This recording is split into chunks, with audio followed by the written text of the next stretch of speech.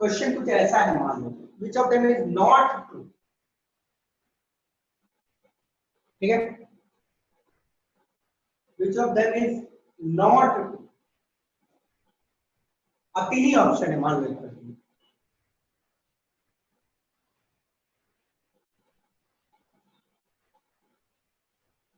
तो photo electrons photo current बनाती है, तो ये तो सिंपल सी कहानी है, सबको मालूम है कि फोटो इलेक्ट्रॉन्स फोटो करंट बनाती है, मालूम है ना, फोटो इलेक्ट्रॉन्स फोटो करंट बनाती है, तो ये तो ट्रू है। एमिटेड एट और अबव थ्रेशोल्ड फ्रीक्वेंसी, हाँ, या तो थ्रेशोल्ड फ्रीक्वेंसी पे निकलेगी या तो उससे ऊपर में निकलेगी। शुड हैव काइनेटिक एनर्जी, क्या ये जरूरी है कि उसके पास काइनेटिक एनर्जी रहना ही रहना है? No sir. नहीं, यदि वो थ्रेशोल्ड फ्रीक्वेंसी पे निकला, फॉर एग्जांपल समझो इसकी जो थ्रेशोल्ड मतलब वेव वर्क फंक्शन 20 है और इस पे जो फोटोन गिरी उसकी भी एनर्जी 20 ही है, तो इलेक्ट्रॉन निकलेगा, क्या उसके पास कोई एनर्जी होगा? नहीं। No sir. तो ये जरूरी नहीं है कि उसके पास काइनेटिक एनर्जी होना ही होना है, कभी का ऐसा भी हो सकता है कि काइनेटिक एनर्जी नहीं होगा। ओके, अब ये क्वेश्चन आई सपोज किसी ने ग्रुप में भेजा था, किसने भेजा था, अपना नाम बोल सकते हो क्या? R is equal to R naught A to the power 1/3। Sir Lavanya. अच्छा, माइट भी, हाँ, लावण्या ने भेजा था। तो बेटा देखो, ये बेसिकली तो आपके काम की चीज नहीं है, ये आपके काम की चीज नहीं है, फिर भी समझ लो इसका मतलब क्या होता है। देखो, रदरफोर्ड जब अपने एक्सपेरिमेंट को कर रहे थे, that is gold foil experiment का वो कर रहे थे, तो खुद नहीं कर रहे थे, बेसिकली अपने स्टूडेंट्स को बोला था उन्होंने करने के लिए, जिनका नाम था गीगर और मैट्सगर। ओके, ये दो स्टूडेंट उनके ये एक्सपेरिमेंट कर रहे हैं। एक्सपेरिमेंट करने के बाद उन्होंने कुछ और कैलकुलेशंस की और उन कैलकुलेशंस के दम पे उन्होंने एक फॉर्मूला दिया था कि R is equal to R naught A to the power 1/3। R basically होती है रेडियस ऑफ न्यूक्लियस, R होता है रेडियस ऑफ न्यूक्लियस, ठीक है ना। R नॉट एक कांस्टेंट होती है जिसकी वैल्यू होती है 1.10 into 10 to the power -15 metre, और A होती है mass number of that atom. Basically इस फॉर्मूला के दम पे आप न्यूक्लियस की रेडियस को कैलकुलेट कर सकते हो, जहां पे R0 तो आपकी कांस्टेंट रहता है और A होती है मास नंबर। A क्या होता है? Mass number. अंडरस्टूड? तो ये आपकी काम की चीज नहीं है, पर वेरी गुड, आपने पढ़ा है तो जान लो। दूसरी चीज, बहुत सारे चीज और रदरफोर्ड के कैलकुलेशन में थी कि जो अल्फा पार्टिकल्स है वो न्यूक्लियस के कितने सामने तक जाएगा, डिस्टेंस ऑफ क्लोजेस्ट अप्रोच भी बोलते हैं कि अल्फा पार्टिकल्स न्यूक्लियस के कितना सामने तक जाएगा, that is distance of closest approach. तो वो आपके काम की चीज नहीं है, रहने दो, उसमें हम लोग डिस्कस नहीं पूछेंगे। तो ये जिसने पूछा था, आई सपोज क्लियर हो गया कि नहीं? क्या है? The number of photo electron emitted is directly proportional to, कितने सारे फोटोन इलेक्ट्रॉन निकलेंगे वो डायरेक्टली प्रोपोर्शनल क्या का है? इंटेंसिटी। Yes, intensity. इंटेंसिटी बढ़ा दोगे या ब्राइटनेस बढ़ा दोगे, हाँ बेटा कुछ बोल रहे हो क्या? इंटेंसिटी एंड ब्राइटनेस को बढ़ाने से जो फोटो इलेक्ट्रॉन निकलेंगे वो ज्यादा निकलेंगे, और फोटो इलेक्ट्रॉन ज्यादा निकलेंगे तो फोटो करंट भी ज्यादा होगा, तो कहीं ना कहीं डायरेक्टली प्रोपोर्शनल होती है intensity. Kinetic energy of emitted electron is directly proportional to dash. Frequency. Frequency. Frequency से directly proportional है बेटा, very good. And dash with intensity. Constant. Constant with intensity. Intensity के साथ constant रहती है. Kinetic energy is equal to sir h mu naught minus work function. या आप उसको वर्क फंक्शन भी बोल सकते हैं, ठीक है? किसी बच्चे ने एक क्वेश्चन भेजा था, दिस क्वेश्चन किसने भेजा था? अपना नाम बता दो जल्दी से। सर सानू। सानू बेटा, ठीक है, वेरी गुड। देखो, मैंने बताया था आप लोगों को कि फोटो इलेक्ट्रिक इफेक्ट को थोड़ा सा हम लोग एडवांस्ड लेवल में पढ़ेंगे, बट बाद में थोड़ी फिजिक्स और आप पढ़ लोगे और थोड़ी फिजिक्स की भी कॉन्सेप्ट आपको गेन करनी है और थोड़ा सा और केमिस्ट्री आप लोग पढ़ लोगे, तो फोटो इलेक्ट्रिक इफेक्ट मैंने सोचा था कि एडवांस लेवल में पढ़ाऊंगा आपको बाद में, बट कुछ बच्चे पढ़ रहे हैं, इट्स वेल एंड फाइन। तो ये एक अच्छी क्वेश्चन है, वेरी गुड क्वेश्चन, बट इसकी प्रॉपर एक्सप्लेनेशन तभी मिलेगी जब आप स्टॉपिंग पोटेंशियल जैसे कॉन्सेप्ट को आप समझ जाओ, तो वो बाद में मैं आपको समझा दूंगा। बट आपने ये क्वेश्चन पूछा है तो चलो मैं सिंपल में आपको एक्सप्लेन करने की कोशिश करता हूँ और आपको कॉन्सेप्ट देने की कोशिश करता हूँ। क्वेश्चन जरा ध्यान से देखिएगा, आपने पूछा है, वेल एंड गुड। देख, ये क्वेश्चन में बोला क्या गया, सब बच्चे ध्यान से देखना क्योंकि थोड़ी अच्छी लेवल की क्वेश्चन है। अल्ट्रा वायलेंट रेज जिसकी वेवलेंथ 350 नैनोमीटर है और इंटेंसिटी 1 वाट पर मीटर स्क्वायर है, उसको पोटासियम के एक मेटल पे गिराया गया। देखो, ये पोटासियम की मेटल है कि नहीं, ओके। अब इस पे क्या किया गया है, अल्ट्रा वायलेंट रे गिराई गई है, ओके। अल्ट्रा वायलेंट रे गिराई गई है 350 नैनोमीटर की, वेवलेंथ 350 नैनोमीटर है और इंटेंसिटी है 1 वाट पर मीटर स्क्वायर। इसका मतलब क्या है, 1 जूल पर सेकंड गिर रही है पर मीटर स्क्वायर। देखो, इसका मतलब यही है, 1 वाट का मतलब होता है 1 जूल पर सेकंड। इसका मतलब है कि 1 जूल एनर्जी प्रति सेकंड इसके ऊपर गिर रही है पर मीटर स्क्वायर। इसका मतलब ये है, ठीक है ना, समझ गए। एक फोटोन गिर रहा है इसके ऊपर जिसकी वेवलेंथ है 350 नैनोमीटर और जितने भी फोटोन गिर रहे हैं प्रति सेकंड वो कितनी एनर्जी दे रही है, 1 जूल प्रति सेकंड यदि 1 मीटर स्क्वायर का है। ये क्वेश्चन बोल रहा है। अब बोला गया है आपको मैक्सिमम काइनेटिक एनर्जी निकालने के लिए। अब मैक्सिमम काइनेटिक एनर्जी कॉन्सेप्ट क्या है, जब मैं एडवांस पढ़ाऊंगा फोटो इलेक्ट्रिक इफेक्ट का तब बताऊंगा, बट अभी सिंपल में समझ लो काइनेटिक एनर्जी क्या है, वही मैक्सिमम होती है। तो काइनेटिक एनर्जी का फॉर्मूला अभी आप लोगों ने देखा, H new minus H new not. तो एच न्यू के जगह पे मैंने एच सी बाई लैम्बडा भी लिख सकता हूं, किसी को कोई दिक्कत नहीं होनी चाहिए, okay. Minus work function of potassium metal, okay, got it. अब देखिए यहां पे आपको लैम्बडा दिया हुआ है 350 नैनोमीटर, ओके। ये फॉर्मूला तो सबको क्लियर है ना, एच न्यू के जगह में एच सी बाई लैम्बडा लिखा माइनस वर्क फंक्शन, लैम्बडा दिया हुआ 350 नैनोमीटर, ठीक है, वेरी गुड। एच सी, अब देखो क्या है, ये चीज तो आपको मालूम नहीं होगा, बट कभी भी जब नैनोमीटर और इलेक्ट्रॉन वोल्ट जैसे कॉन्सेप्ट दिए हुए हैं तो आपको एचसी का वैल्यू लेना पड़ेगा 1240 इलेक्ट्रॉन वोल्ट नैनोमीटर। ध्यान से देखो, ये एक इंपॉर्टेंट वैल्यू है जो आपको काम आ सकती है।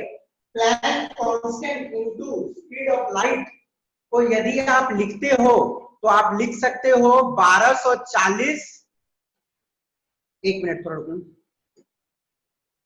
आप लिख सकते हो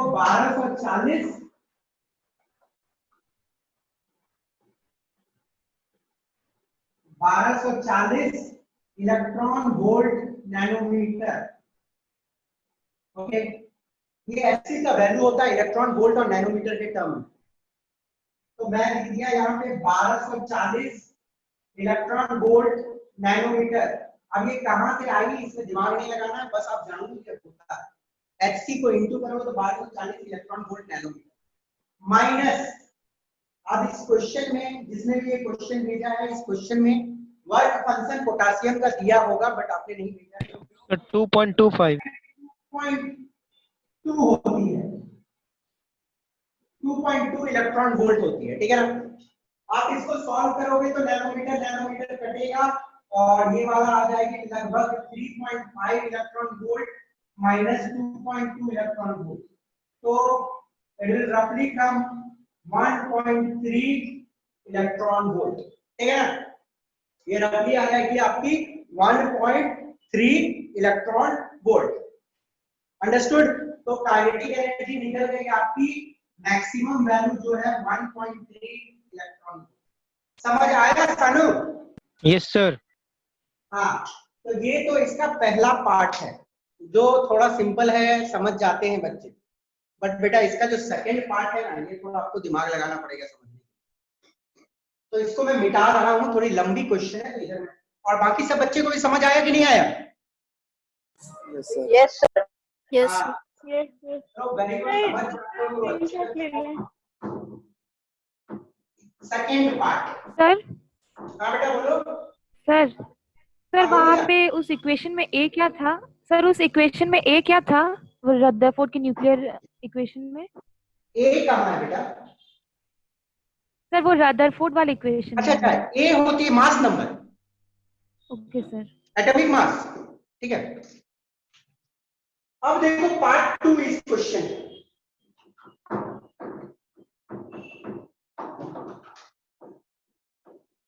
इस क्वेश्चन का पार्ट 2 समझो। बोल क्या रहा है कि जो पोटासियम की सरफेस है वो 1 सेंटीमीटर स्क्वायर का है। पोटासियम की जो सरफेस है वो 1 सेंटीमीटर स्क्वायर है। अब थोड़ा क्वेश्चन फंसाएगा। बोला गया है कि यदि 1 मीटर है, 1 मीटर स्क्वायर एरिया है तो 1 जूल प्रति सेकंड गिर रही है। ओके, अब मैं एरिया इन मीटर स्क्वायर यदि निकालूं, देखो यहाँ पे क्वेश्चन में बोला गया है कि पोटासियम की जो सरफेस है वो 1 सेंटीमीटर स्क्वायर है। तो मैं क्या करता हूं, इसके एरिया को पहले मीटर स्क्वायर में कन्वर्ट कर देता हूं। मीटर स्क्वायर में कैसे कन्वर्ट करेंगे? 1 सेंटीमीटर को 10 टू द पावर -2 मीटर लिख सकते हैं।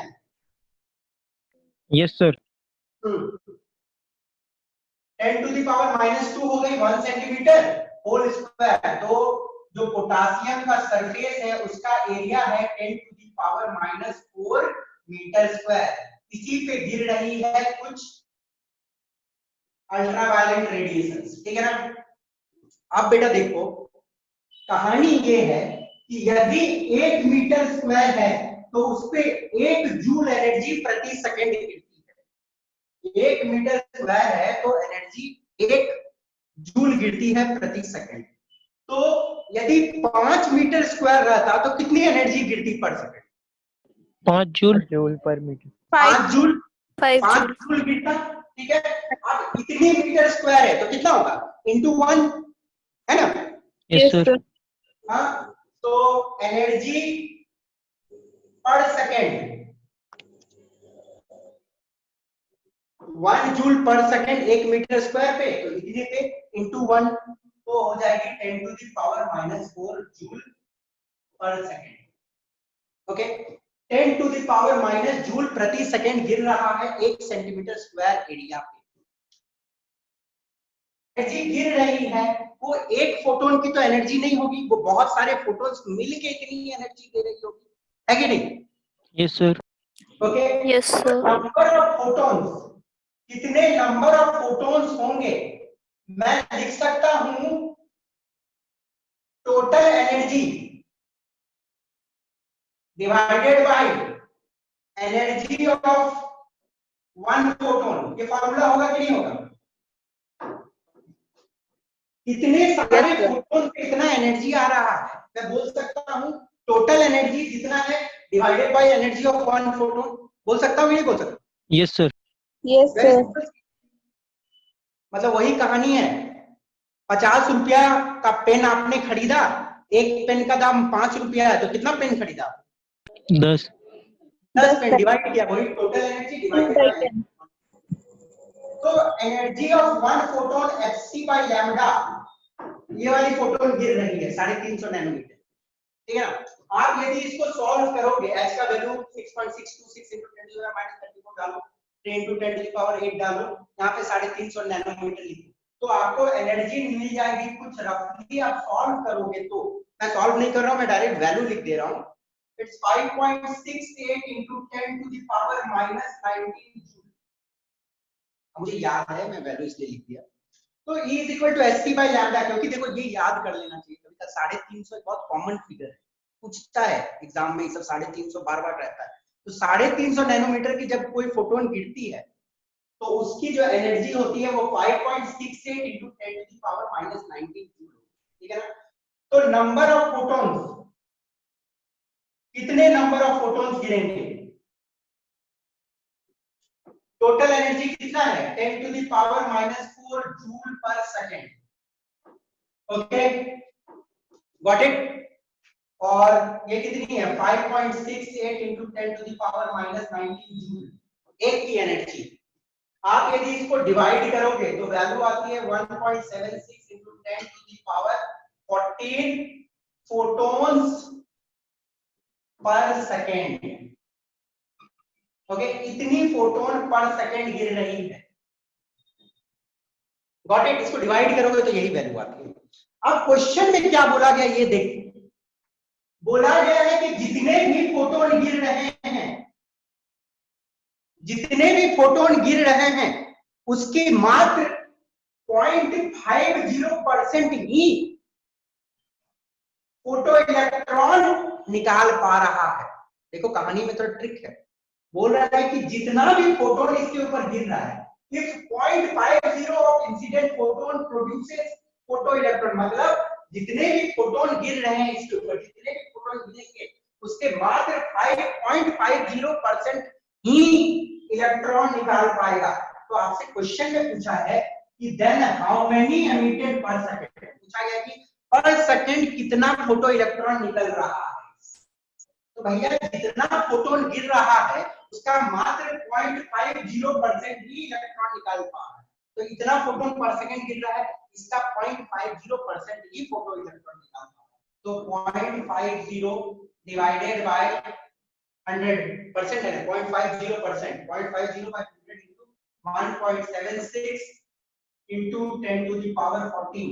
आप इसको सॉल्व करोगे तो निकलेगा value 8.8 into 10 to the power 11 photons, photo electron पर सेकंड, ठीक है ना। मात्र 0.50% ही निकाल पा रहा है फोटो इलेक्ट्रॉन। तो जितने फोटोन्स हैं उतने फोटो इलेक्ट्रॉन्स निकल रहे हैं। तो 0.50 इतने फोटोन्स का निकाल दिया, इतना सारा फोटोन्स आए। अब इतने सारे फोटोन्स उतने ही फोटो इलेक्ट्रॉन्स निकाल। तो ये वाला रफली आपका आंसर होगा। समझ आया कि नहीं समझ आया? Yes sir. Yes sir. समझ आ गया ना तो मैं बोलूंगा बच्चे तेज हो।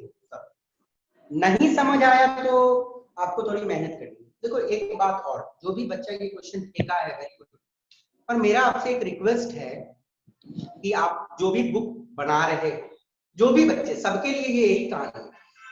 कोई भी बच्चा जो भी ऑब्जेक्टिव बुक बना रहा है तो कोई एक अच्छा बुक पिक करो, ओके, उसका लेवल 1 बनाओ, फिर लेवल 2 बनाओ, फिर लेवल 3 बनाओ, फिर लेवल 4 बनाओ। अब ऐसा मत करो कि 10 बुक खरीद लो, लेवल 1 बनाओ और लेवल 2 यदि वो बुक का नहीं बना तो चल गए दूसरा बुक का लेवल 1 बनाने, फिर उस बुक में भी लेवल 2 नहीं बना, तीसरा बुक का लेवल 1 बनाते, तो जीवन भर लेवल 1 ही बनाते रहे। एक बुक पिक करो, पहले एनसीईआरटी बनाओ, फिर एनसीईआरटी एग्जाम्पलर बनाओ, फिर एक स्टैंडर्ड बुक सेंगेज पिक कर सकते हो, नरेंद्र अवस्थी ले सकते हो, लेवल 1 बनाओ, लेवल 2 बनाओ, फिर लेवल 3, फिर लेवल 4, ऐसे करके बढ़ो। अब ऐसा मत करना कि लेवल 1 बनाए और डायरेक्ट लेवल 4 में चल गए, अभी मत करना, पूरा केमिस्ट्री खराब हो जाएगा। ओके, और खासकर मैं जो स्टेप वाइज चलने बोलता हूँ वैसे ही चलो। ओके, मैंने बोला था एडवांस वाले फोटो इलेक्ट्रिक इफेक्ट थोड़ी फिजिक्स पढ़ोगे तब समझ आएगा, क्योंकि ये सब 1240 इलेक्ट्रॉन वोल्ट नैनोमीटर कॉन्सेप्ट अभी नहीं दी जाती। थोड़ा आप लोग इलेक्ट्रिसिटी पढ़ लेते हो तब आते हैं, पर जो भी हो वेल एंड गुड, मेहनत करो स्टेप वाइज मैनर में, लेवल 1, लेवल 2, लेवल 3, लेवल 4 ऐसे बनाने। ये समझ आ गई कि नहीं आ गई? Yes sir. 1 2 3 5 7 कब होता है? Yes, sir. चलो सर मिटाओ सर। आके, मैं क्लास में रहते तो मिटवाता, पर अपने ही मिटाना पड़ेगा मुझे। बोलो सर। हाँ बोलो। सर बोलो आपका ना, एचसी मोल का कौन वैल्यू एचसी का वैल्यू 1 2 3 5 7 कब होता है? क्या बोल रहे हो बेटा? का वैल्यू होता है। बेटा देखो, कुछ स्पेसिफिक केसेस होते हैं, हम लोग पढ़ेंगे पढ़ेंगे, सारे कुछ बताएंगे आपको। अभी मत डेप्थ में घुसो, रटो मत चीजों को, बताएंगे सारा कुछ। Okay sir understood? स्क्रीनशॉट ले लेते हैं। हाँ हाँ ले लो, ले लो। सर? एक्चुअली हम सर, लोग हो ये गया। वाला राउंड ऑफ करके वैल्यू लेते हैं, वही वैल्यू होती है। ठीक है बोलो। सर बोलिए। सर आपका मोल कॉन्सेप्ट का वीडियो यूट्यूब पे मिलेगा क्या? अरे मोल कॉन्सेप्ट मैंने पढ़ाया कहाँ है अभी? ठीक है पढ़ाऊंगा। मोल कॉन्सेप्ट मैंने पढ़ा दिया क्या बच्चों? No no sir. Sir, no no sir. Sir. No sir. दूसरा बैच में तो मिल सकता है ना। दूसरा बैच से क्या मतलब है? मैंने 5 साल पहले किसी को पढ़ाया, तो उससे क्या मतलब है? मैं आपको पढ़ाऊंगा। Okay okay sir. ठीक है।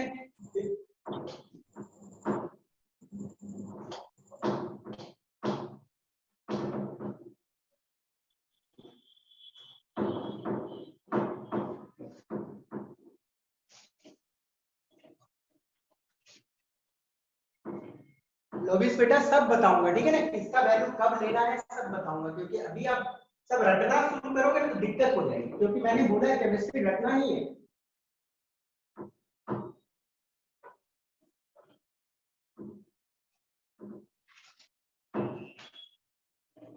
चलिए आगे बढ़ेंगे।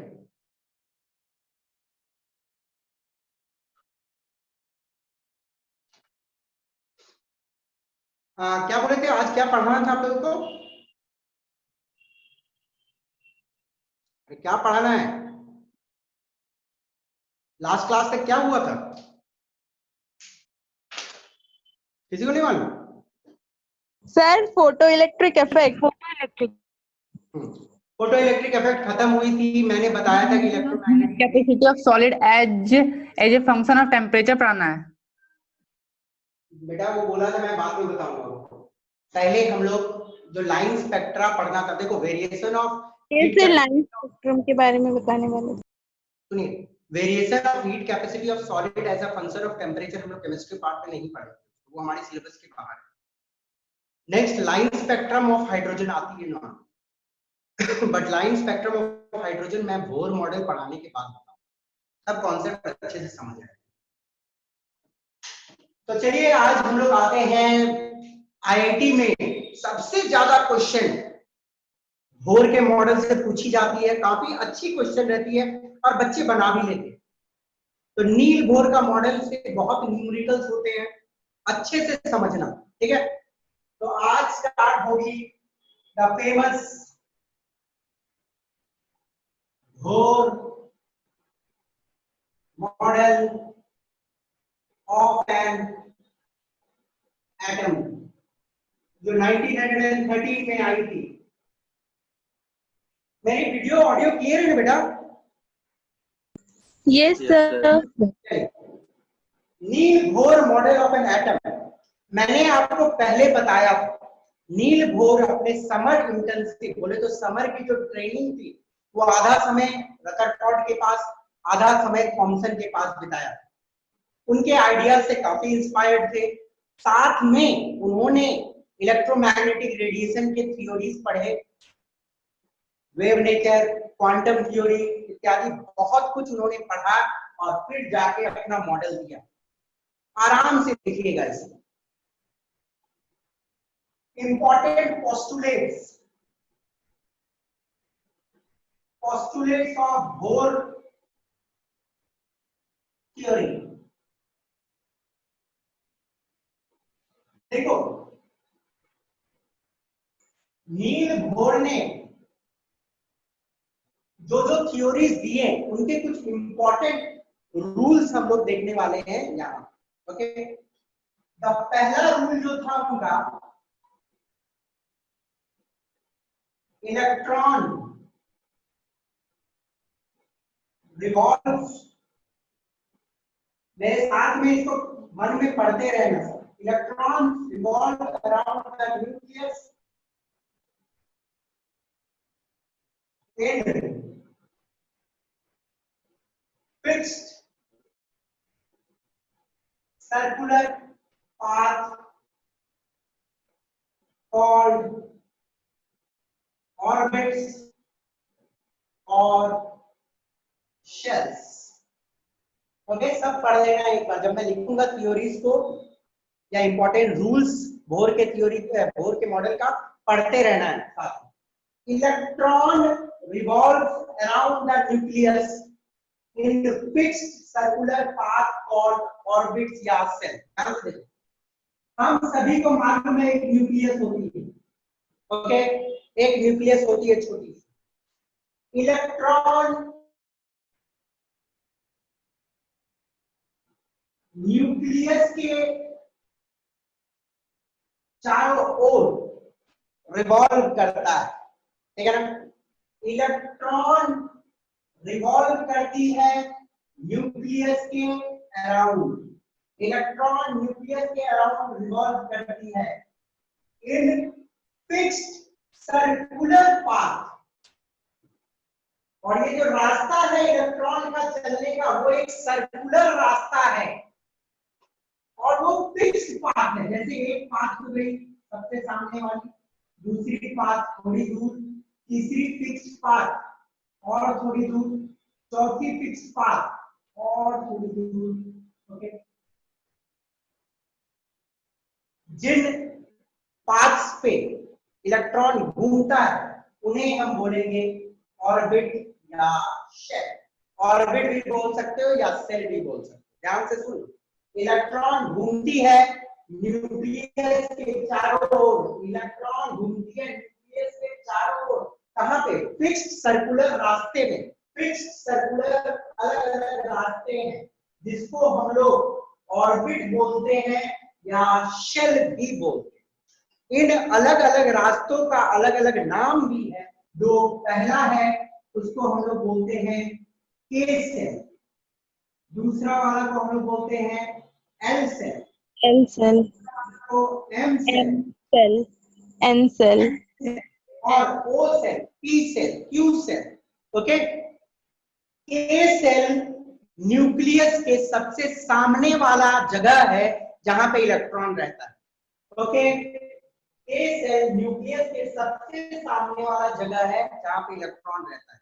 अब कहानी में इंटरेस्टिंग पॉइंट ये है कि इलेक्ट्रॉन घूमेगा तो सिर्फ ये यहाँ पे घूमेगा या यहाँ पे घूमेगा या यहाँ पे ये रास्ते में घूमेगा, इसमें नहीं घूमेगा।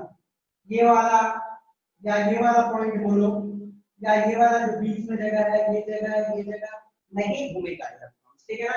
ये ध्यान देनी है, इलेक्ट्रॉन्स नॉट अलाउड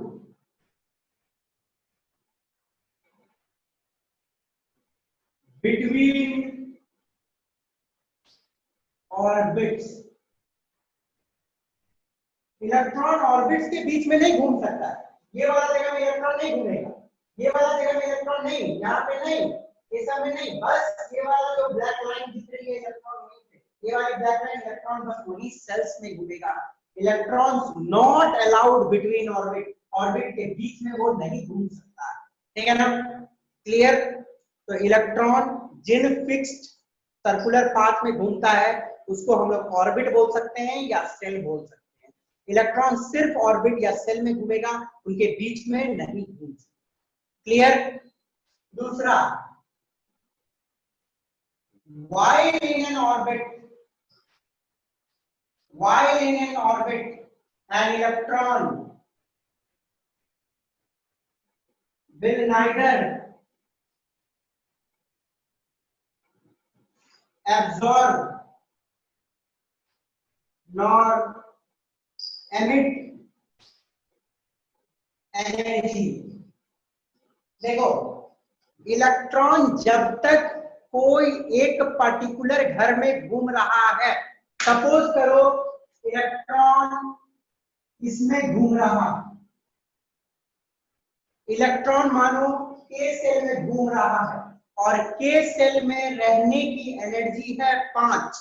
मान लो 5 की एनर्जी से कोई इलेक्ट्रॉन के सेल में घूमेगा, तो जब तक वो के सेल में रहेगा वो 5 की ही एनर्जी अपने अंदर में रख सकता है। यदि 5 से ज्यादा एनर्जी उसने किसी सोर्स से गेन किया तो वो हायर एनर्जी में चला जाएगा, वो वहां पे नहीं रह पाएगा। समझ गए बात को? व्हाइल इन एन ऑर्बिट, जब तक एक इलेक्ट्रॉन कोई एक पर्टिकुलर घर में है तब तक उसको वहां पे अलाउड नहीं है कि वो एनर्जी एमिट कर दे या वो एनर्जी एब्जॉर्ब कर दे। ओके, जैसे कि मानो कि ये घर में घूमने की एनर्जी है 12, तो जब तक इलेक्ट्रॉन ये वाला घर में घूमेगा तब तक उसको एनर्जी 12 ही रखनी है। यदि उसने किसी सोर्स से एनर्जी एब्जॉर्ब कर लिया तो उसको हायर एनर्जी में जाना पड़ेगा, और यदि उसने अपने एनर्जी को निकाल दिया तो वो लोअर एनर्जी में जाएगा। समझ गए? These energy levels, yes, these orbits are known as stationary energy levels.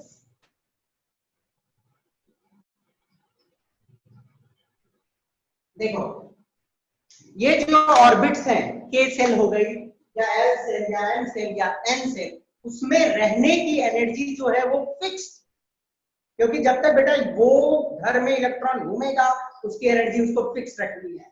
इसलिए उन ऑर्बिट्स को बोला जाता है स्टेशनरी बोलो या फिक्स्ड एनर्जी लेवल बोलो। इन ऑर्बिट्स को बोला जाता है फिक्स्ड एनर्जी लेवल या stationary energy level. Okay, third rule,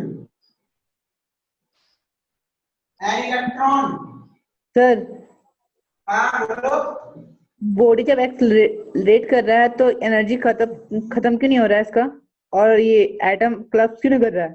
देखो देखो देखो, रदरफोर्ड का तो यही डिफेक्ट था। रदरफोर्ड ने बोला था कि जब इलेक्ट्रॉन घूमेगा तो एनर्जी लिबरेट कर देगा, बट इसने पहले ही फिक्स कर दिया कि वो जब तक घूमेगा वो एनर्जी नहीं लिबरेट करेगा या एब्जॉर्ब नहीं करेगा। यदि वो लिबरेट कर दिया तो उसको नीचे जाना पड़ेगा, और यदि वो एब्जॉर्ब कर लिया तो उसको ऊपर जाना पड़ेगा। उसने ये बता दिया कि लिबरेट कर दिया तो उसको नीचे एनर्जी लेवल में चल जाओ, एब्जॉर्ब कर लिया तो ऊपर एनर्जी लेवल में आ जाओ। सर तो हम सर एक मिनट थोड़ा सा रुक जाओ और आपको समझ आएगी तब, ठीक है ना? पूरी थ्योरी को देख लो। An electron can jump between orbits by absorbing or emitting required amount of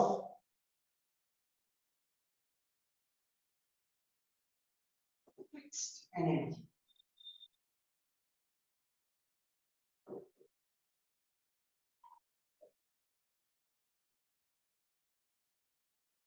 देखो एक इलेक्ट्रॉन जंप कर सकती है हायर एनर्जी लेवल से लोअर एनर्जी लेवल, या लोअर एनर्जी लेवल से higher energy level. An electron can jump between orbits, orbit exchange कर सकता है, एक ऑर्बिट से दूसरा में जा सकता है। An electron can jump between orbit by absorbing या emitting required amount of fixed energy. अब इसको समझो, सपोज करो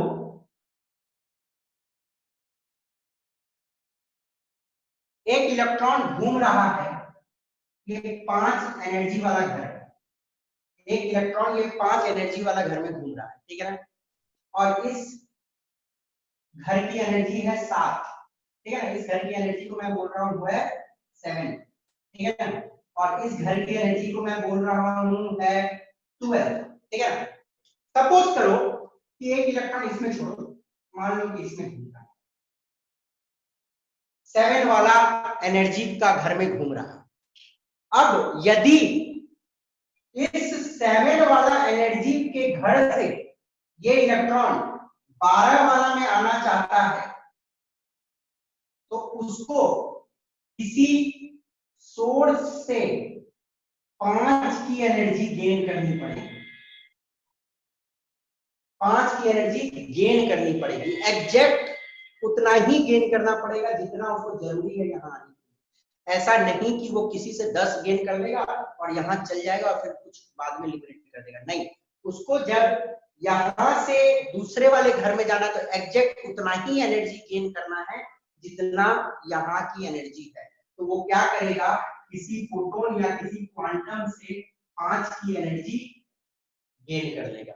अब मानो वो 7 से 5 में जाता है, मानो 7 से वो 5 में जाता है नीचे, तो वो क्या करेगा, 2 एनर्जी रिलीज करेगा, एग्जैक्ट 2 एनर्जी रिलीज करेगा, तब वो जाके 5 वाला में जाएगा। ओके, अब 2 एनर्जी कैसे रिलीज करेगा, फोटोन के फॉर्म में या क्वांटम के फॉर्म में वो रिलीज करेगा। अंडरस्टूड? तो कहानी ये है कि इलेक्ट्रॉन जंप कर सकती है एक ऑर्बिट से दूसरे ऑर्बिट में बाय एमिटिंग एनर्जी या एब्जॉर्बिंग एनर्जी, बट एनर्जी जो एब्जॉर्ब होगा वो एमिट होगा, जो एब्जॉर्ब होगा या एमिट होगा वो एकदम फिक्स्ड अमाउंट में होगा जितनी एनर्जी डिफरेंस होती है। यदि 7 से 12 आना है उसको तो 5 ही गेन कर सकता है, 10 नहीं गेन कर सकता, 10 वाले से नहीं गेन करेगा, गेन करेगा कैसे, 5 वाले से गेन करेगा तब 12 में जाएगा। और यदि मानो उसको 12 से 5 में जाना है, मानो 12 से उसको 5 में जाना है, तो मानो कोई इलेक्ट्रॉन यदि यहाँ से, तो वो यहाँ से यहाँ जाना चाहता है, तो उसको कितना एनर्जी रिलीज करना पड़ेगा बताओ तो? 7 7 करना पड़ेगा, रिलीज करना पड़ेगा। एग्जैक्ट एनर्जी उसको रिलीज करनी पड़ेगी। ओके, अब यहाँ पे छोटी सी और एक पॉइंट समझ लो कि जब वो लोअर एनर्जी लेवल से हायर एनर्जी लेवल जाएगा, मानो ये लोअर एनर्जी लेवल और ये हायर एनर्जी लेवल, जब इलेक्ट्रॉन, और एक चीज और बता देता हूं, के सेल की एनर्जी सबसे कम होती है और जैसे ही बाहर की ओर जाते हो एनर्जी बढ़ती है, ठीक है ना? सबसे सामने में जो सेल है उसकी एनर्जी सबसे कम और बाहर की ओर जैसे ही सेल आपकी एनर्जी बढ़ती है। Got it? जब लोअर से हायर जाएगा कोई इलेक्ट्रॉन तो उसको एनर्जी गेन करना पड़ेगा कि लूज करना पड़ेगा? सर गेन करना पड़ेगा। बहुत सिंपल। और हायर से जब लोअर आएगा तो एनर्जी करना पड़ेगा। लूज करेगा। तो एनर्जी गेन और रिलीज कैसे करता है? क्वांटम के फॉर्म में करता है, छोटे छोटे पैकेट ऑफ एनर्जी को एब्जॉर्ब करता है। इसलिए ये जो इलेक्ट्रॉन की जंप होती है उनको हम लोग क्वांटम जंप बोलते हैं। क्या बोलते हैं? Quantum jump. समझ आ गई? तो बोर की कहानी इतनी समझ लो कि बोर ने बोला कि इलेक्ट्रॉन घूमेगा फिक्स्ड घरों में, K shell, L shell, M shell, N shell, और जब तक वो एक पर्टिकुलर घर में घूमेगा तब तक उसकी एनर्जी फिक्स्ड रहेगी। और यदि उसने एनर्जी लूज कर दिया तो उसको भैया नीचे वाले घर में जाना पड़ेगा, और यदि उसने किसी सोर्स से एनर्जी गेन कर लिया तब उसको ऊपर में जाना पड़ेगा, हायर में जाना पड़ेगा। तीसरा, इलेक्ट्रॉन एनर्जी गेन करेगा तो एग्जैक्ट अमाउंट ऑफ करेगा तभी वो हायर में जाएगा, एकदम एग्जैक्ट उतना ही एनर्जी गेन करेगा तब उस वाले घर में जा सकता है। अब मुझे एक बात बताओ, कोई इलेक्ट्रॉन मानो 5 वाले घर में है और मानो कि वो 3 एनर्जी गेन कर रहा है, तो 3 एनर्जी गेन करके वो यहाँ आ सकता है क्या साथ में? No sir. No sir. No sir. Exact जो जो एनर्जी लेवल एग्जिस्ट करती है उतना एग्जैक्ट यदि एब्जॉर्ब किया तो वहां जाएगा, या लिबरेट किया तो वहां जाएगा। वो ऐसा क्वांटम को एब्जॉर्ब करेगा ही नहीं जिस टाइप का एनर्जी लेवल नहीं है। मानो 10 की एनर्जी लेवल होती ही नहीं है एक एटम, मान लो कि 10 की एनर्जी लेवल होती ही नहीं है एक एटम में, तो क्या ये 5 वाला कभी 10 एनर्जी एब्जॉर्ब करेगा? No sir. No sir.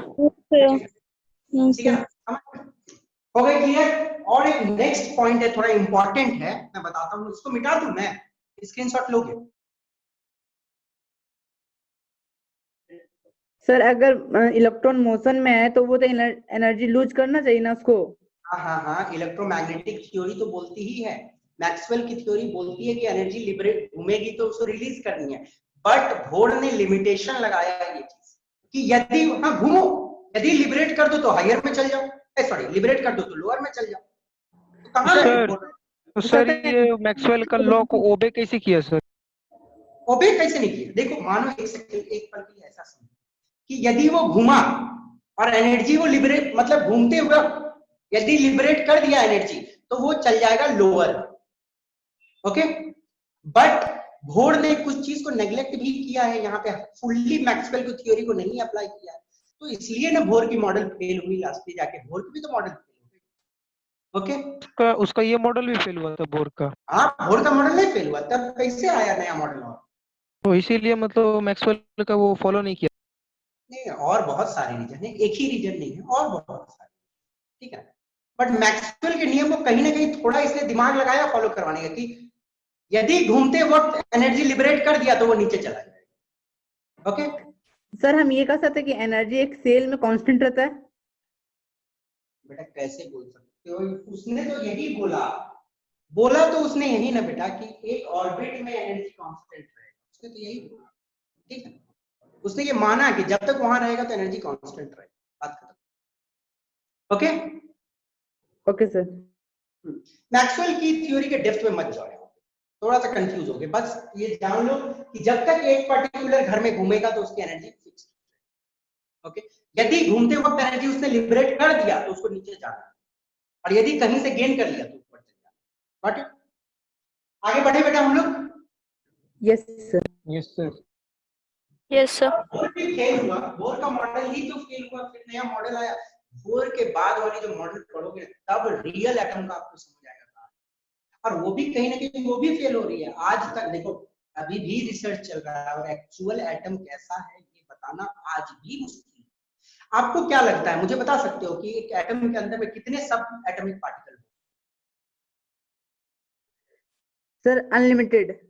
Uncountable. अभी फिलहाल हम लोग कितना जानते हैं? 3 जानते हैं।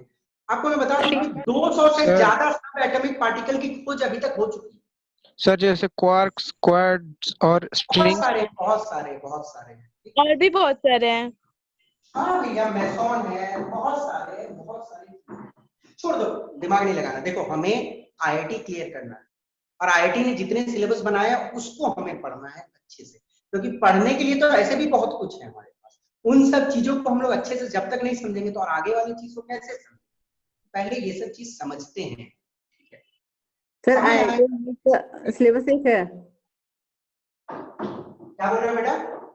आईआईटी और नीट का सिलेबस एक है? हाँ, तो क्या अलग रहेगा क्या? दोनों बहुत बोलता है कि लेवल चेंज रहता है। बेटा कुछ नहीं, आप पढ़ो, मेरा काम है पढ़ाना। मुझे मालूम है कि मैं आपको जो डोज दूंगा वो नीट के लिए भी रहेगा, आईआईटी के लिए भी रहेगा, ठीक है बेटा? ओके।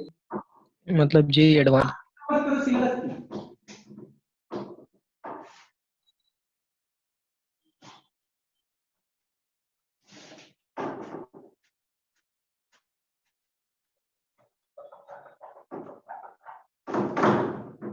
आपको बोर्ड एग्जामिनेशन से लेके मेंस से लेके एडवांस तक जो जरूरी होगा, या नीट के में भी जो भी जरूरत है वो सब मैं पढ़ाऊंगा। चलिए अब एक इंपॉर्टेंट चीज,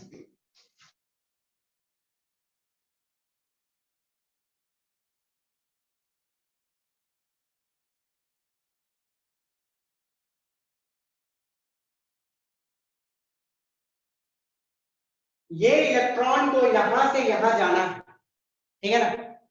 मान लो मैंने लिखा है कि 10 की एनर्जी होती नहीं है, मान लो इसकी एनर्जी 10 है और इसकी एनर्जी 25 है, मान लो। तो ये इलेक्ट्रॉन को यहां जाना है तो वो एनर्जी एब्जॉर्ब करेगा कि रिलीज करेगा? एब्जॉर्ब करेगा। एब्जॉर्ब करेगा सर। एब्जॉर्ब 15। करेगा। और एनर्जी एब्जॉर्ब कैसे करता है? फोटोन के फॉर्म में करता है, ठीक है ना? फोटोन या क्वांटम के फॉर्म में। तो कितनी एनर्जी एब्जॉर्ब करेगा? सर 15। 15 क्वांटम। यस 15। अब मैं यूनिट में डिफाइन कर रहा हूं, सिर्फ 15 अमाउंट ऑफ एनर्जी एब्जॉर्ब करेगा।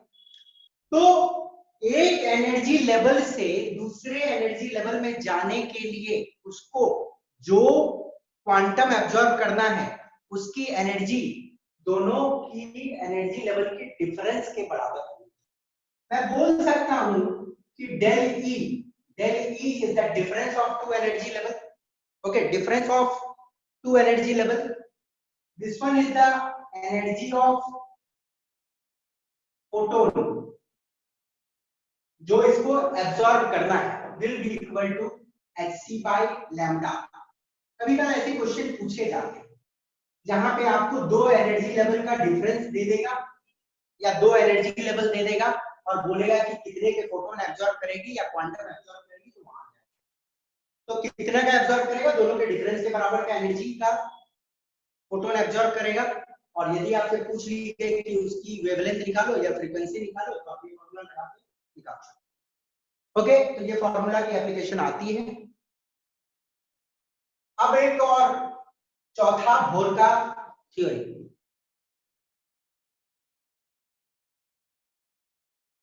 Electrons will revolve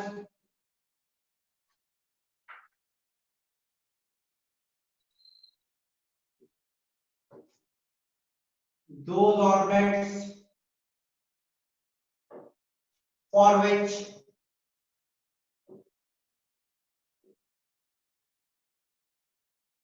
its angular momentum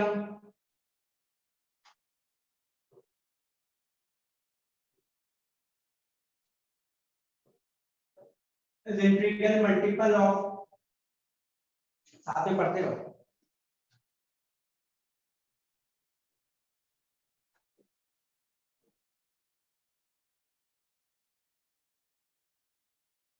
h by 2 pi. h मतलब प्लैंक्स कांस्टेंट और 2 और पाई को जानते हो. देखो ये क्या है, पहले इसके कुछ वर्ड्स को हम लोग समझते हैं. इसमें एक वर्ड लिखा हुआ है एंगुलर मोमेंटम. मोमेंटम क्या होता है सबको मालूम है. मोमेंटम का फॉर्मूला कोई मुझे बता सकता है? m into MB mv activity mass into kg velocity velocity. ये होती है लीनियर मोमेंटम. ओके, मानो एक बॉडी सर्कुलर पाथ में घूम रहा है, एक बॉडी सर्कुलर पाथ में घूम रहा है, तो यदि आप radius of the circular path से इनटू कर दो लीनियर मोमेंटम को, तो आपको मिलती है एंगुलर. एंगुलर मोमेंटम समझ आ गया क्या है? Mass into velocity into radius of circular path. This is angular momentum.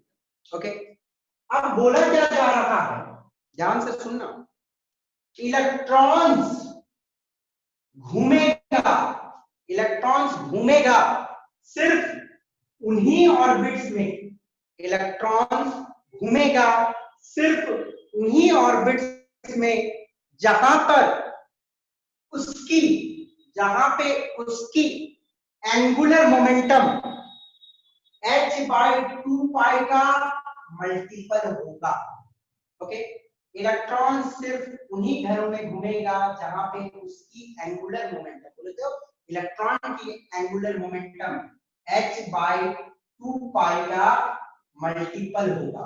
Okay, multiple बोलने का मतलब n का value 1 2 3 dot dot dot dot dot. ठीक है ना? h is Planck's constant. Okay, m is mass of electron, v is velocity of electron, and r is radius of circular path या radius of shed. मैं लिख दे रहा हूं, m mass of electron, v velocity of electron और r radius of orbit. Okay, तो ये कहानी बोलता है कि इलेक्ट्रॉन सिर्फ वही घरों में घूम सकता है जहां पे उसकी एंगुलर मोमेंटम का वैल्यू h बाय 2 पाई का मल्टीपल होगा. ओके, बोलने का मतलब इलेक्ट्रॉन जब पहला घर में घूमेगा तो उसकी एंगुलर मोमेंटम की क्या हुआ है, वैल्यू होगी. ध्यान से सुनो, जब इलेक्ट्रॉन पहला घर में घूमेगा मतलब k सेल में घूमेगा तो उसकी एंगुलर मोमेंटम की वैल्यू क्या होगी, जल्दी कोई बताओ. h by 2 pi. This is कौन सा सेल के लिए? ए सेल। जब मानो एल सेल में घूमेगा, नहीं जे के बाद H L by second pi. Shell में क्या value? H by pi. H by H by pi. 2 लिखेंगे, 2 कटेगा, h by pi, ये इंपॉर्टेंट है। कौन सा घर के लिए? L shell. और सिमिलरली आप एम सेल के लिए भी निकाल सकते हो, एन सेल के लिए भी निकाल सकते हो। मतलब एंगुलर मोमेंटम का जो है ना कुछ ही पर्टिकुलर वैल्यूज हो सकता है, क्योंकि हम लोग मल्टीप्लाई कर रहे हैं कुछ ही पर्टिकुलर नंबर से, 1 2 3 से। हम लोग 1.5 से नहीं ना इंटू कर रहे हैं, 1.6 से तो इंटू नहीं कर रहे हैं। तो एंगुलर मोमेंटम का कुछ ही पर्टिकुलर वैल्यूज हो सकता है, इसलिए इलेक्ट्रॉन कुछ ही पर्टिकुलर घरों में घूम सकती है। Okay, got it? तो ये थ्योरी एक इंपॉर्टेंट थ्योरी है, और ये वाला जो बोलते हैं हम लोग क्वांटाइजेशन ऑफ एंगुलर मोमेंटम, ये वाला जो फॉर्मूला है mvr = nh/2, इसको हम लोग बोलते हैं क्वांटाइजेशन ऑफ एंगुलर मोमेंटम। बोलने का मतलब कि एंगुलर मोमेंटम जो इलेक्ट्रॉन का होगा वो कुछ ही पर्टिकुलर वैल्यूज ले सकता है। Okay, got it? तो इसको जल्दी से लिख लो और फिर मैं नेक्स्ट एक बड़ा ही इंटरेस्टिंग पार्ट में आऊंगा। इलेक्ट्रॉन जहां मन तहां नहीं घूम सकता, ये तो आपको पहले भी मालूम चल गया। ओके, वो कुछ पर्टिकुलर सेल में घूमेगा और उस सेल में उसकी एंगुलर मोमेंटम का वैल्यू h/2 पाई का। सर अब बोलिए बेटा। सर एक जनरल क्वेश्चन है, जैसे सर जो सर्कुलर पाथ पे जो वेलोसिटी होगा, तो सर वो कैसे होगा सर? जब डिस्प्लेसमेंट ही 0 हो जाएगा घूम के, तो फिर सर उसका वेलोसिटी कैसे हो जाएगा सर? यही समझ में एक डिफरेंशियल पार्ट भी लेते हैं, कोई छोटा पार्ट में कुछ तो वेलोसिटी होगा ना। ओके, आप लोग डिफरेंशिएशन पढ़ोगे, एक एक छोटा छोटा पार्ट पे मान सकते हैं कि नहीं वेलोसिटी यूनिफॉर्म है, मान यस सकते हैं सर। कि नहीं? अच्छा, तो मतलब एक एक छोटा पॉइंट पे। हाँ, इस छोटा पॉइंट पे हम आपको बोले वेलोसिटी कैलकुलेट कर सकते हो कि नहीं? dt yes dv। सर। फिर अब पढ़ोगे बेटा, आने दो ना, इंटीग्रेशन भी है इन सब में, बहुत बहुत सिंपल में। वैसे तो आप बोलोगे कि वेलोसिटी हर पॉइंट पे चेंज होगा, एक्सेलरेटेड मोशन है कि नहीं? हाँ यस सर। बट कहानी यहाँ पे है कि एक एवरेज वेलोसिटी आप पकड़ो, ठीक है ना? वेलोसिटी की तो वैल्यू, क्योंकि देखो नील बोर के कैलकुलेशन के हिसाब से वेलोसिटी एक पर्टिकुलर ऑर्बिट में फिक्स्ड रहेगी, नील बोर के हिसाब से, इसलिए ना फेल हुआ है ये। यही सब तो देखो, सोच पाड़े बहुत अच्छी बात, वेलोसिटी तो बदलना ही है, इसलिए तो फेल हुआ है। ओके, आगे बढ़े। Yes sir. इनके हिसाब से, बहुत अच्छी क्वेश्चन किया, इनके हिसाब से एंगुलर मोमेंटम की जो इलेक्ट्रॉन की वैल्यू होगी इसकी मल्टीपल होनी चाहिए। ओके, मिटा दे इसको। चलिए,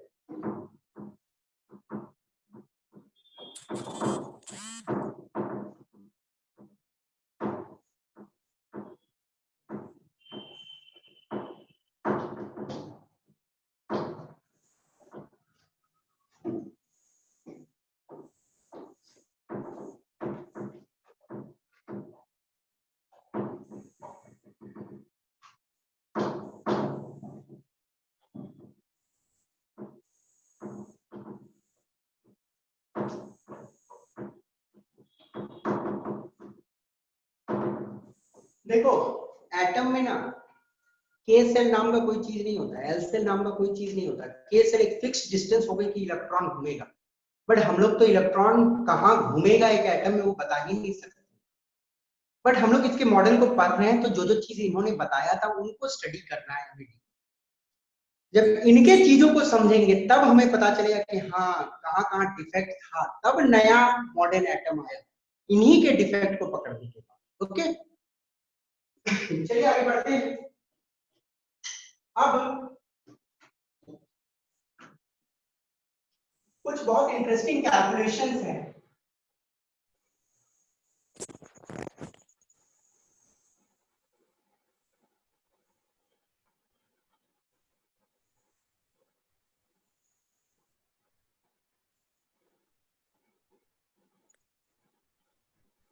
देखो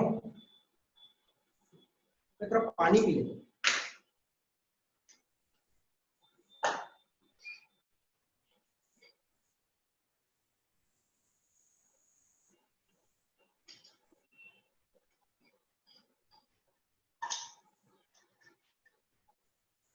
नहीं पढ़ा है कि नील भोर के हिसाब से, नील भोर के हिसाब से के सेल, एल सेल या एम सेल की क्या रेडियस होगी वो कैलकुलेट की जा सकती है। ओके, नील बोर्ड ने बताया कि के सेल जो है उसकी क्या रेडियस है, वो कितना दूरी पे है न्यूक्लियस से, उसको कैलकुलेट किया जा सकता है। इलेक्ट्रॉन कितना दूरी पे घूमेगा पहले सेल में न्यूक्लियस से, वो बताया जा सकता है। बोले तो के सेल का रेडियस कैलकुलेट कर सकते हैं, एल सेल का भी रेडियस कैलकुलेट कर सकते हैं, एम सेल का भी रेडियस कैलकुलेट। और कैसे कैलकुलेट करेंगे हम लोग, चलो देखते हैं। अब देखना, देखो नील बोर की मॉडल समझनी बहुत जरूरी है, क्योंकि नील बोर के मॉडल को समझोगे तब आपको डिफेक्ट्स नजर आएगी उसमें, और फिर डिफेक्ट को जब पकड़ लोगे ना तब आपको नए मॉडल और अच्छे से समझ आएंगे। यही मॉडल मॉडर्न एटम का बोलो तो स्टेज तैयार किया। ओके, इसको आराम से समझना है। Calculation of radius of board orbit. आप सभी को मालूम है कि एक न्यूक्लियस होती है और इलेक्ट्रॉन चारों ओर न्यूक्लियस के घूमता है। ओके,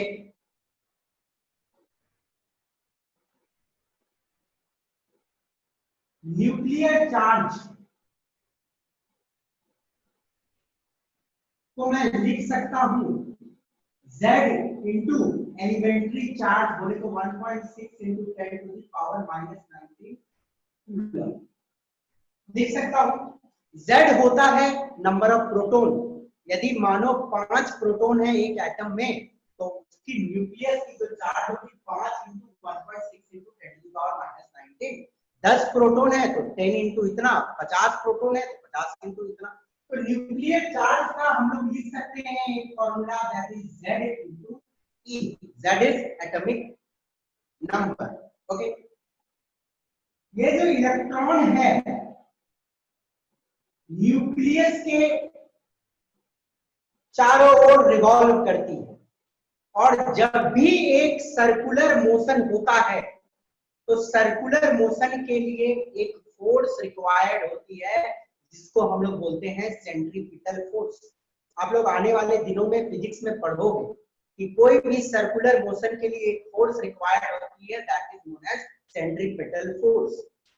ओके, तो सेंट्रीपिटल फोर्स जरूरी होती है एक सर्कुलर मोशन के लिए, और उस सेंट्रीपिटल फोर्स का फॉर्मूला होता है mv² बाय आर।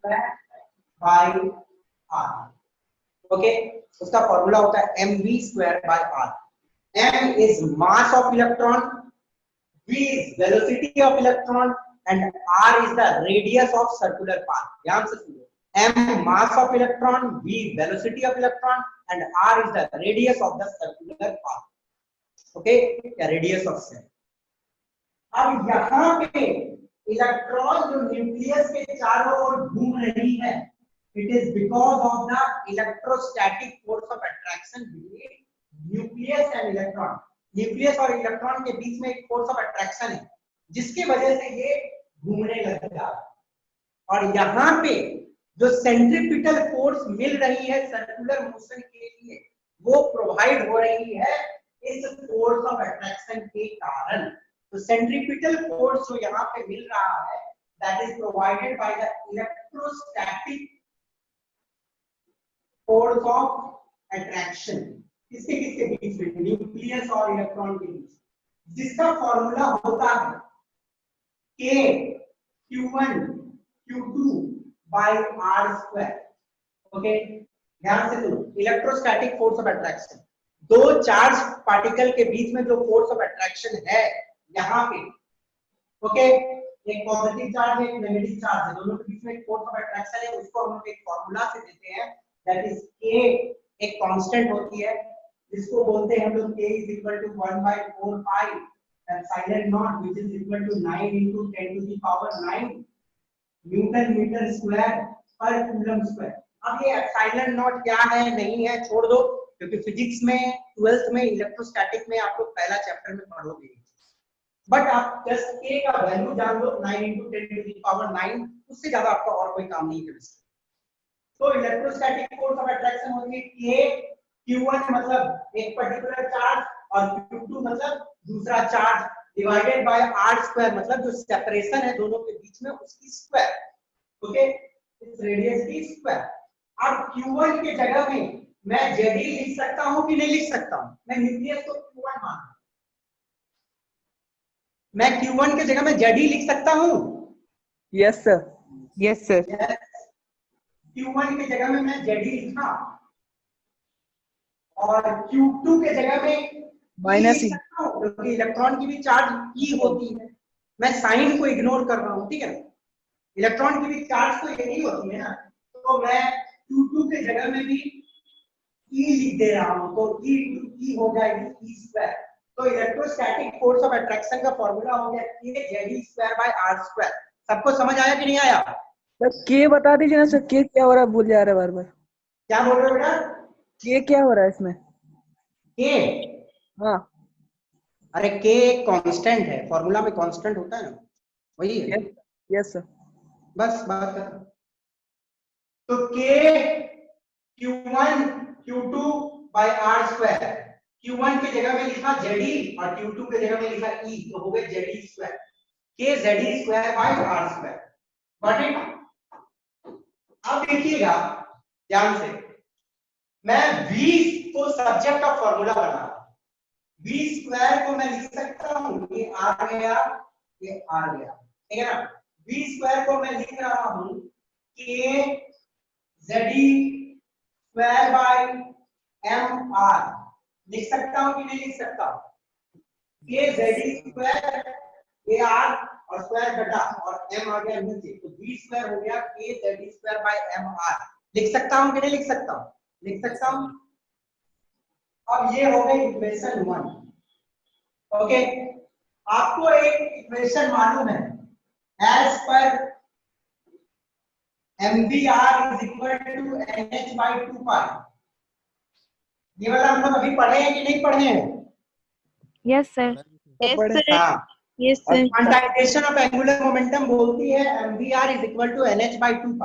तो मैं v को सब्जेक्ट ऑफ फॉर्मूला बनाता हूं, यहाँ पे nh/2π mr लिख सकता हूं कि नहीं लिख सकता हूं? लिख सकता हूं v nh/2π mr नीचे आ गई। अब v को मैं क्या कर रहा हूं, यहाँ पुट करूंगा, पुटिंग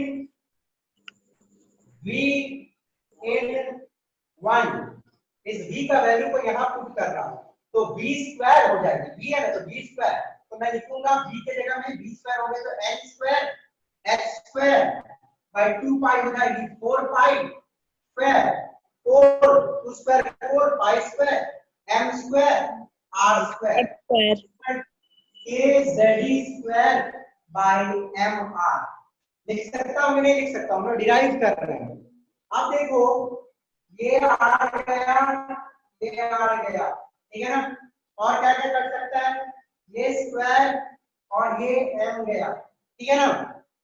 अब मैं क्या करता हूं, r को सब्जेक्ट का फॉर्मूला बनाता हूं, क्योंकि रेडियस ही निकालना है हमको, तो r को मैं सब्जेक्ट का फॉर्मूला बनाया और इस r को मैं ऊपर ले गया, r को मैं ऊपर ले गया, ठीक है ना।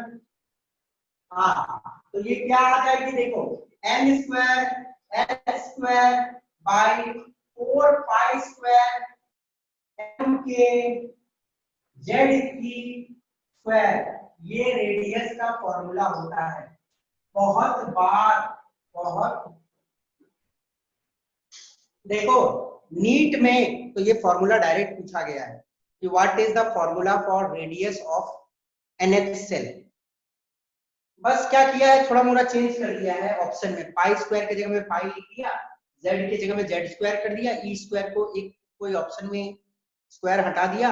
अब पकड़ो, बड़ा दिक्कत वाला बात है। तो बच्चा देखो इसको रटने का जरूरत नहीं है, आपके बुक में तो डायरेक्ट लिख दिया है, रटने की जरूरत नहीं है, आप इसको डिराइव कर सकते हो इजी।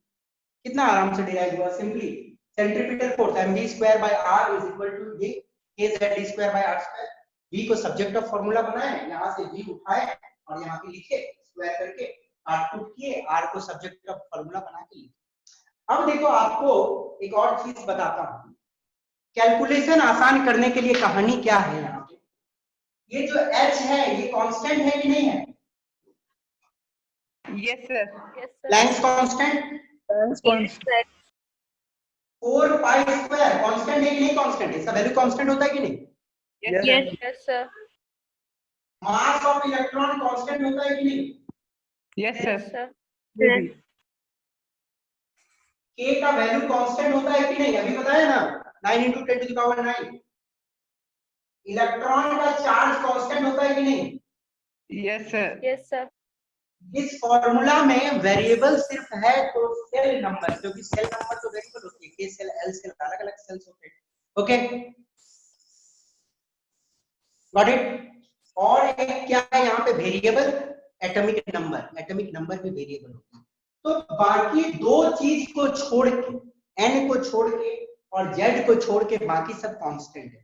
अब यदि सारे कांस्टेंट का वैल्यू को मैं लिख दूं और सॉल्व करूं तो ये इक्वेशन बन जाती है r इज इक्वल टू, सारे कांस्टेंट का वैल्यू मैंने पुट कर दिया, ठीक है, और फिर सॉल्व कर दिया, तो हमारे पास ये इक्वेशन बन जाती है 0.529 n square by z angstrom. ये फॉर्मूला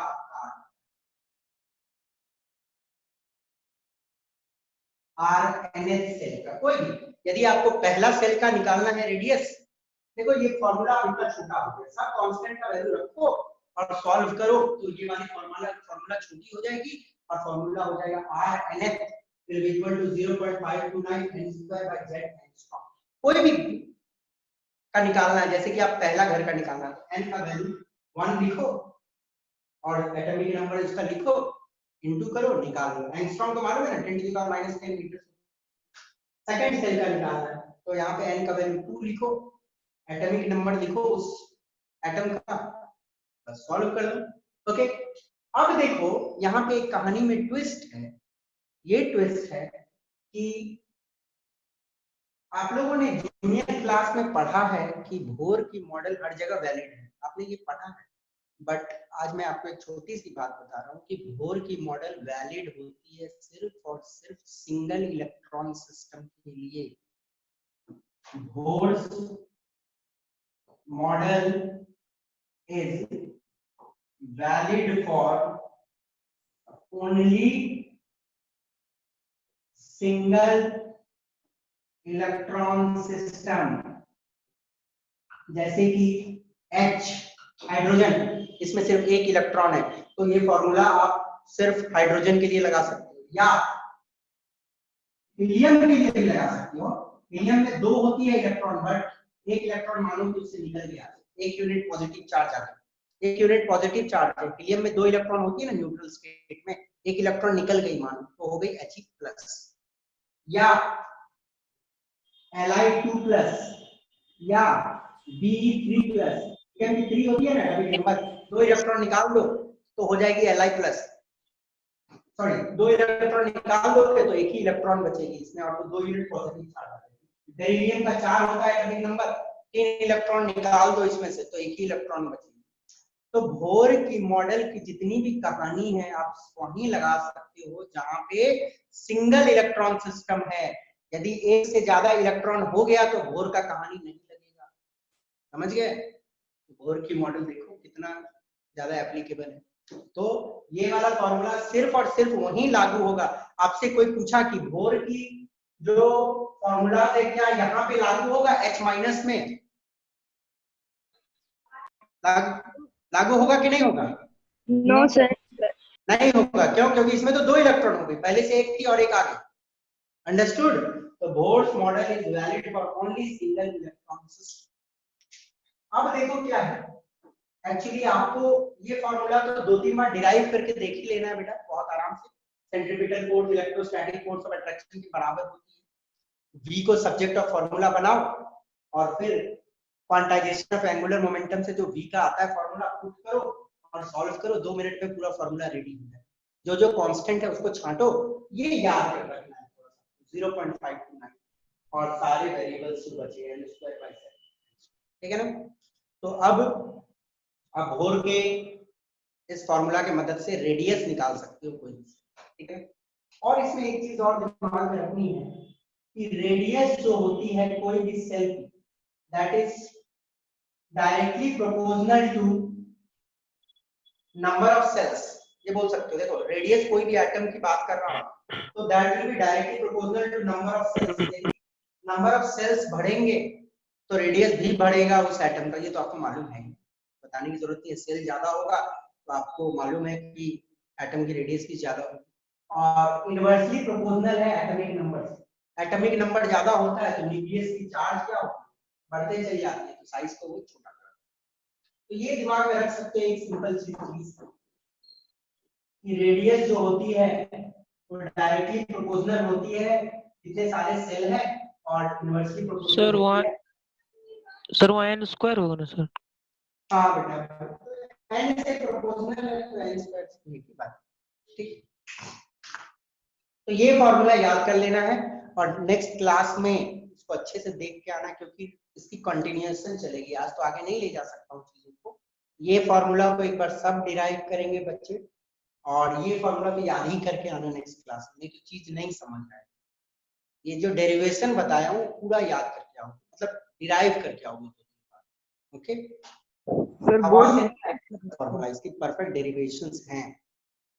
तो आज के लिए फिलहाल बेटा थैंक यू, नेक्स्ट क्लास में पढ़ के आइएगा, ओके। कुछ पूछना है? कुछ पूछना है? बट मेरा देखो, मेरा रिक्वेस्ट है, मानो लेवल वाइज क्वेश्चन को बनाना, ठीक है ना। कोई भी एक अच्छी बुक पिक कर दो, पर पहले एनसीईआरटी को बना लो, एनसीईआरटी के सारे सॉल्व एग्जांपल बनाओ, बैक क्वेश्चंस बनाओ। एनसीईआरटी एग्जाम्पलर बुक आती है, एक मार्केट में मिल रही है, खरीद लो एनसीईआरटी एग्जाम्पलर बुक, उसको सॉल्व करो, फिर आईआईटी के 30 इयर्स 40 इयर्स जो बनाते रहो, ठीक है ना।